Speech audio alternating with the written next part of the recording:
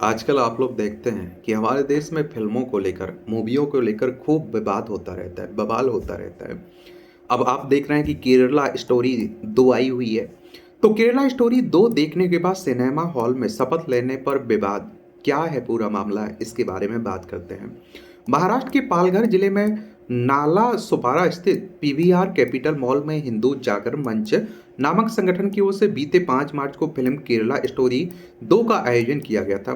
Film की screening के बाद सिनेमा हॉल में शपथ ली गई कि हिंदुओं के अलावा किसी और से संबंध ना रखा जाएगा और गैर हिंदुओं से दोस्ती नहीं की जाएगी। इस शपथ के वीडियो भी सोशल मीडिया पर वायरल हो रहे हैं, जिसमें कहा जा रहा है कि किसी भी अन्य समुदाय को कपड़े का एक टुकड़ा भी बेचने की अनुमति नहीं होगी। फिल्म के दौरान उपस्थित लोगों को यह शपथ शपथ दिलाई गई कि अगर आप सब्जियां खरीदना चाहते हैं तो उन्हें हिंदुओं से खरीदें, और अगर आप अपने बाल कटवाना चाहते हैं तो उन्हें हिंदुओं से कटवाएं।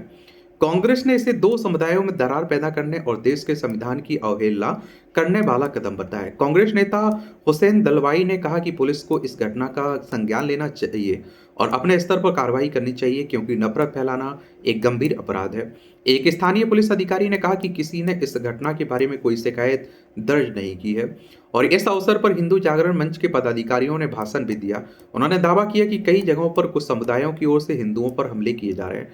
घटना का वीडियो सोशल मीडिया पर वायरल होने के बाद तरह तरह की प्रतिक्रियाएं आ रही हैं।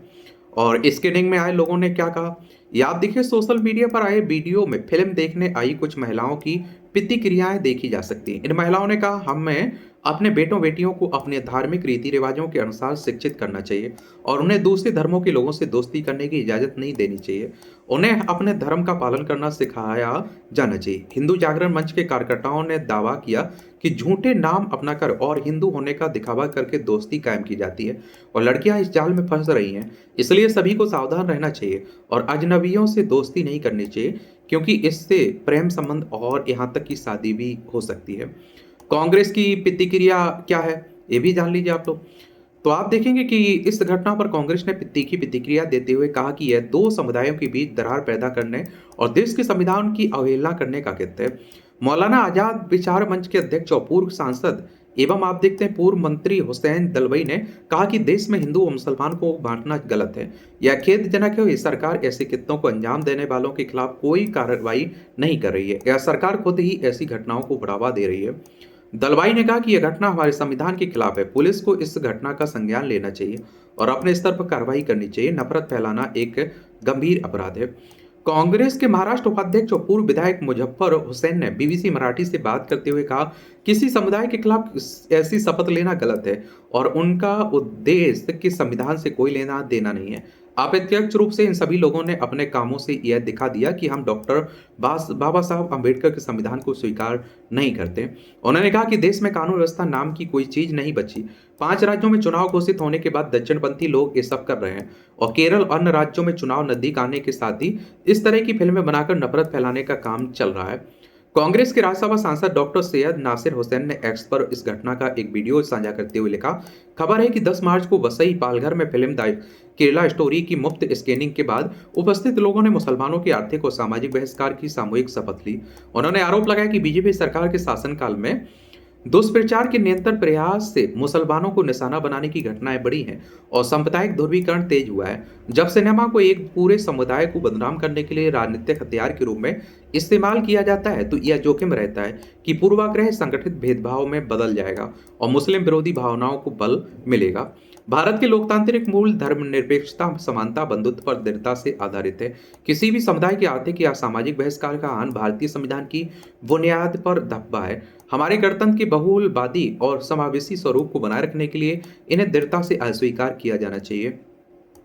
हिंदू जागरण मंच और पुलिस ने क्या कहा है, तो इस फिल्म पहल के आयोजक और हिंदू जागरण मंच के संयोजक राकेश जोशी ने बीबीसी मराठी से कहा, हमने भारत में हिंदुओं के खिलाफ अत्याचार, बड़े पैमाने पर धर्मांतरण की वास्तविकता को दिखाने और हिंदू समुदाय में जागरूकता पैदा करने के लिए इस फिल्म का आयोजन किया।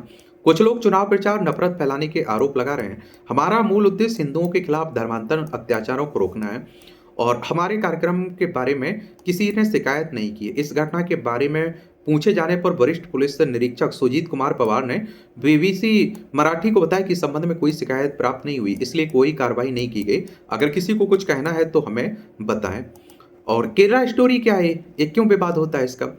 केरल से कथित रूप से गायब हुई और इस्लाम धर्म अपनाने वाली लड़कियों की कहानी पर बनी थी फिल्म द केरला स्टोरी की बात हो रही है। और एक भी बन चुकी, दूसरी है ये भी याद रखिएगा। बहुत सारे लोग कह रहे हैं, ये कहते रहते हैं कि एजेंडा है एक तरह से, केरल को बदनाम करने का प्रयास है, ये भी कहते रहते हैं, लोग कहते रहते हैं। निर्माता विवाद का वो निर्माता है जो उन्होंने बचाव किया अपनी मूवी का। बाकी आप लोगों को क्या लगता है?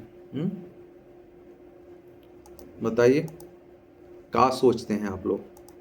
क्या आप लोगों को समझ में आता है केरला टू स्टोरी?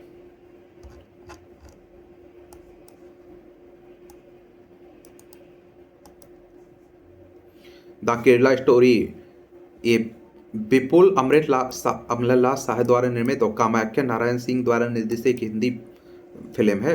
यह 2023 की फिल्म का सीक्वल है, ये भी याद रखिएगा, जो धर्म परिवर्तन के बाद महिलाओं के शोषण की कहानी बताती है। फिल्म में उल्का गुप्ता, अदिति भाटिया, ऐश्वर्या ओझा मुख्य भूमिकाएं में। इसे मिश्रित से नकारात्मक समीक्षाएं मिलती हैं। चलिए, वही फिल्म 27 फरवरी 2026 को सिनेमा में रिलीज हो गई है, ये भी याद रखिएगा।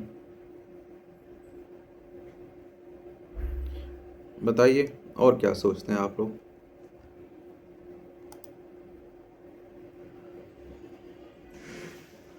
यह फिल्म 3 महिलाओं को की कहानी पर केंद्रित है जो अपने धर्म से बाहर शादी करने के बाद एक शोषक साजिश का शिकार हो जाती हैं।